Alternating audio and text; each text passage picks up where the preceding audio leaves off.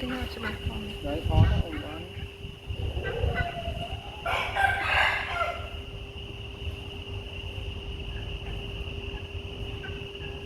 nhu cầu phải chọi ngoài tạo